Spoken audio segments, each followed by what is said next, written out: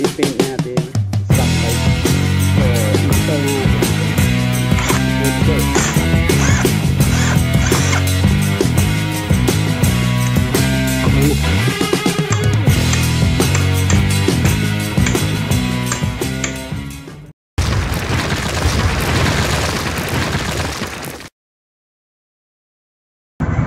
Yan, alright mga pingos. So, nasa garahe tayo ngayon.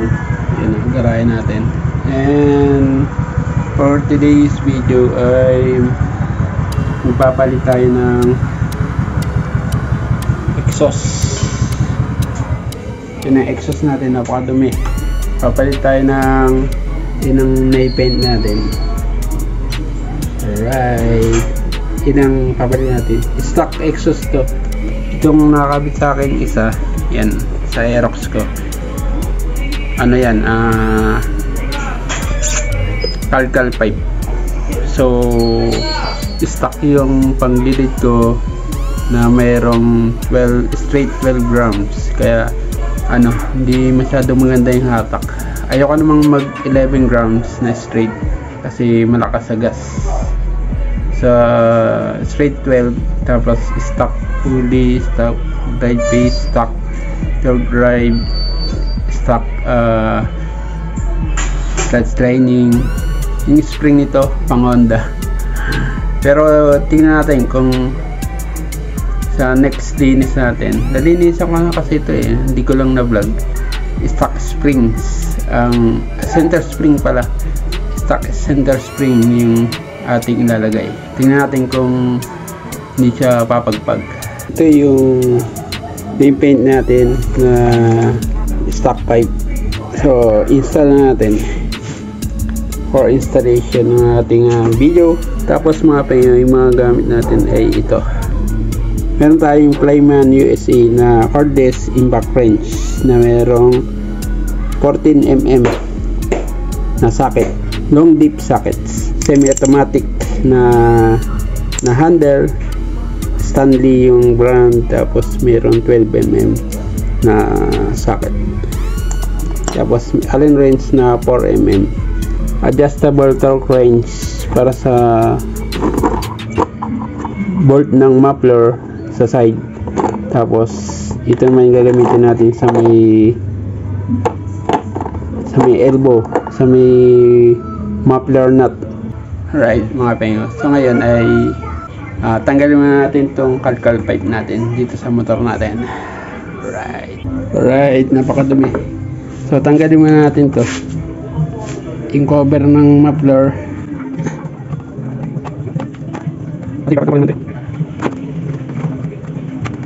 Dalawang tornilyo lang yun na may washer.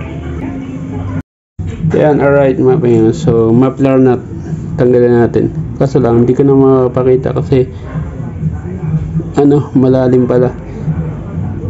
Pakita ko na lang yung nut. Ito, dalawang yan yung tatanggalin natin using 12mm na socket. Dito naman sa pagtatanggal ko nito, kinakapa ko na lang. Dali lang ito.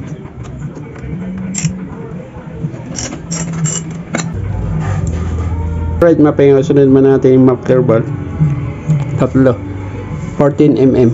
Ito yung gamit natin para mabilis. Pwede naman yung ganito, semi-automatic. Pwede naman ito para mapabilis ang trabaho. Ito yung gamitin natin. I-reverse natin. Salpak nyo lang ng ganyan, dinan nyo, tapos reverse. Tanggal kagad. Tanggal. Alright.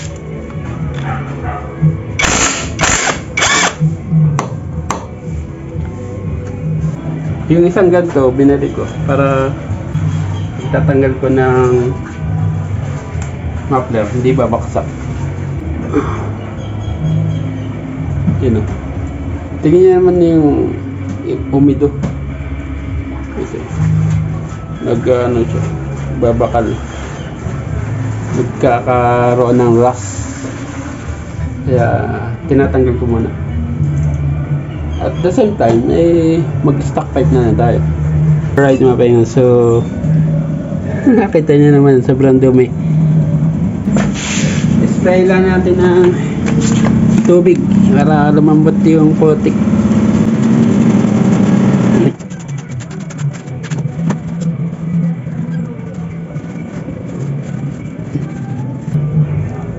Spray natin ng pampakintab para medyo luminis naman.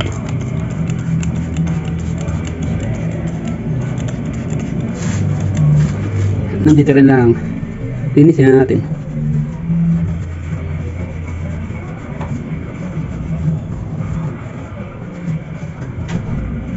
Yan, alright mga pahinga, so makinis na. Baka bukas madami na naman, pero itong swing arm ko kailangan ng i-repaint. So vlog natin kung paano natin i-repaint to, pero samurai paint pa rin ang gagamitin natin. Gusto kong isabay yung front shock ko. Next step natin ay ilagay na natin yan, itong ni-repaint natin. Ito. Yan, stock pipe yan na ni-repaint ng samurai paint. Ilagay natin dun sa motor natin pala. Bago natin ikabit yung pipe natin, ito yung mga tornilyo na gagamitin sa nut, muffler nut. Tapos una kong isasalpak itong mahaba na bolt, muffler bolt, para dito sa mid swing arm. Taas natin, taas. Yan, dito yung mahabang bolt sa lugar na to, kasi maiksi naman dito sa baba. Dalawang maiksi, isang mahaba, sa taas ang mahaba. Alright, let's go. Nga pala, silipin nyo yung asbestos sa ilalim ng head kung nandun. Stock muffler, makukuha yan sa kapa. Yun, tapos lagyan natin to muffler nut. Then ito yung mahabang bolt.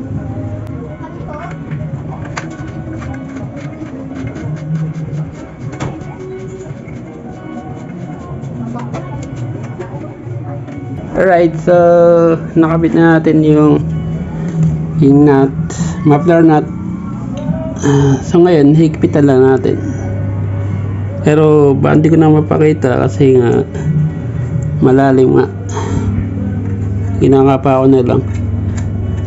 Alright mga pahinga, so pag-higpit ng muffler nut, 12mm pa rin yung socket. So naset ko muna sa 10 Nm of torque yung torque wrench, para dalawang set ng higpit ako, isang mild sa isang totoong higpit final torque.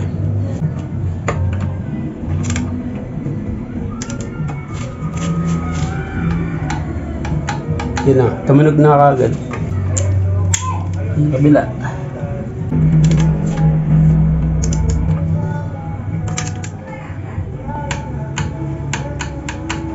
Alright, so okay na yung 10mm na torque. Set naman natin sa 20, final torque tayo. Yun, alright mapahinga, 20 Nm torque nakaset na. Saka hindi ko mapakita yung bolt, pinakang bolt. Tutunog naman to, umuusog kasi. Yun, okay na. Alright,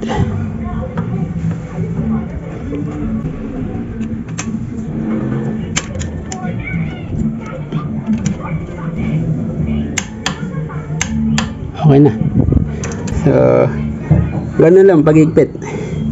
Alright, so lagyan natin yung tornilyo dito sa muffler bolt. Set natin sa forward, tapos naka-low.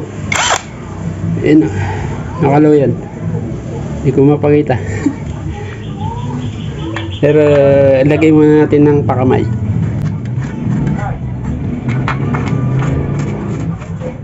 Tingnan natin, nakalow yung ikot niya, yung RPM.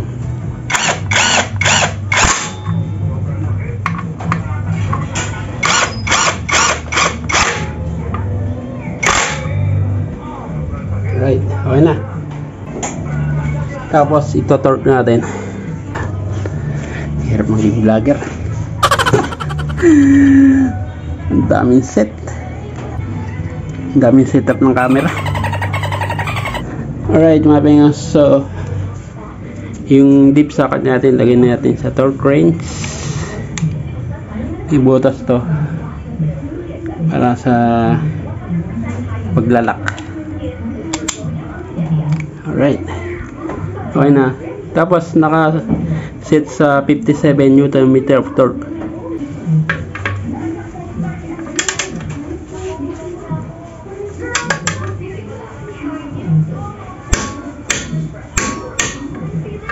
Okay na. Sa baba naman.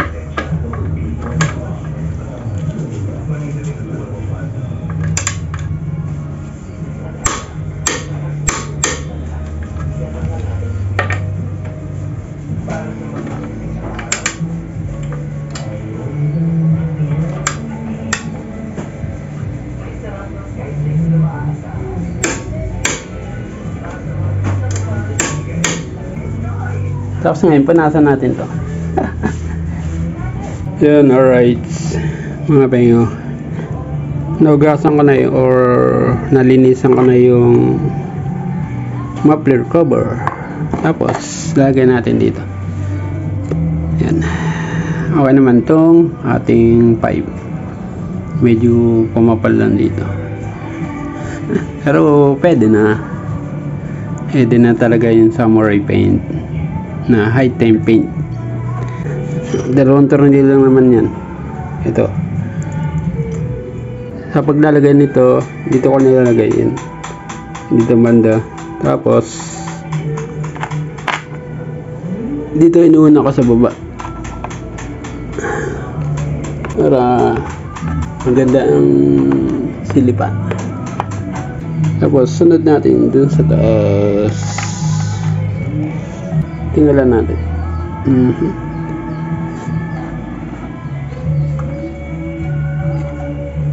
Ang ganda na, no? Ang ganda talaga ng motor pag malinis. Yun, alright mga pengo, finish na. Yun ang pag-install ng ating muffler.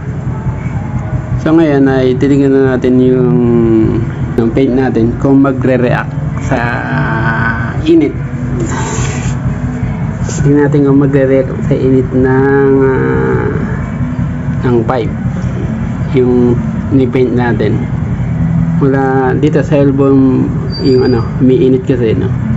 So ngayon papander natin para matry natin. 3 days ko hindi na-install yung ni-paint natin na stock muffler para tuyong-tuyo siya. Start natin.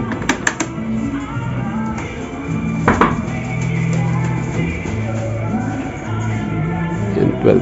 Order natin. Mileage ng motor ay 43,265 km.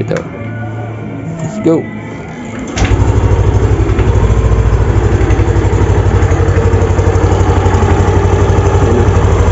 Check natin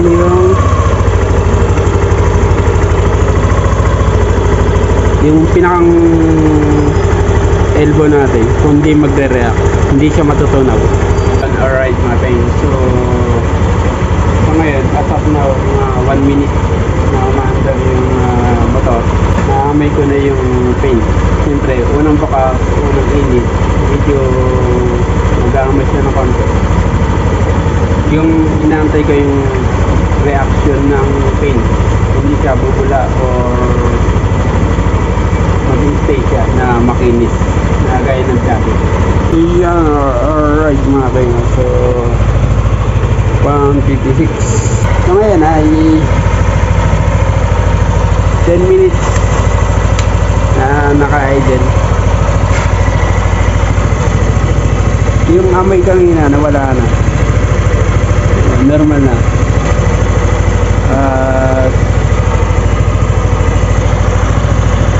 Tingin ko mga ito, yung takip ng radiator ko 80 degrees na, pero palagay ko 90 degrees to.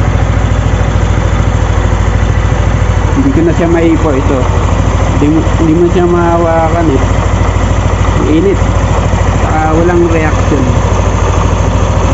Ang ganda performance ng Samurai high temping. Yan, wala siyang reaction. May nakita akong konting reaction. Parang naman na lang. Yan na, yung mga bukol-bukol niya. Release ko na ang pinatuloy ko. Pero hindi mo siya nasusunod. Konting reaction niya. Baka normal na yun. Ayan, hindi naman daw kasi wala nang reload ko. Right, yung nag-react dito ang parte na to, yung pinakamainit. Malamang 100 degrees Celsius to. Hanggang muffler nut. Yan, mainit talaga yan. Hindi mo maiwasan. Hindi naman perfect. Pero dito perfect. Walang reaction. Hanggang doon sa canister. Walang reaction. Sakto lang. Dito lang talaga sa pinakang gitna yung may reaction. Saka alam niya yung basapan hawakan. Yun. Lumitaw siya. Pero wala naman tuklap. Okay naman, goods naman. Wala naman tuklap.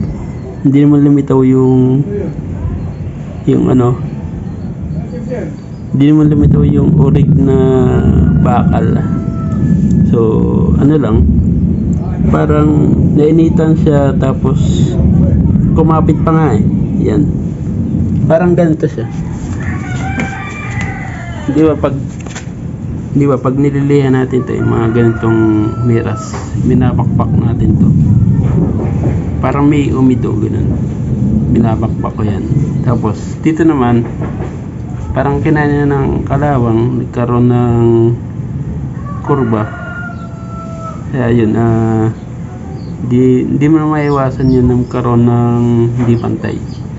Kaya lang kapag pinantay naman natin, mauubos yung bakal. So wala din. Normal na yun sa mga elbow. Yan, alright mga bayo. So yun lang yung ating vlog. Ay install natin yung stock muffler natin na galing akong Pargal pipe dahil sa stock na yung mga CVT set natin para may backfire, para may back pressure yung ating motor. Kumbaga di na siya tuloy-tuloy. Kapag nakakalkal pipe tayo, dire-diretso yung buga, walang back pressure yung ating motor. Yun ang dahilan kaya balik stock muffler tayo para tipid-tipid. So yun lang ang mga payo sa mga nakapanood at nagusto ng ating vlog. Support my YouTube channel and na-upload ko rin sa Facebook sa mga short videos. Stay tuned and hit nyo lang subscribe button and bell notification para ma-update kayo sa susunod na videos mga paingo.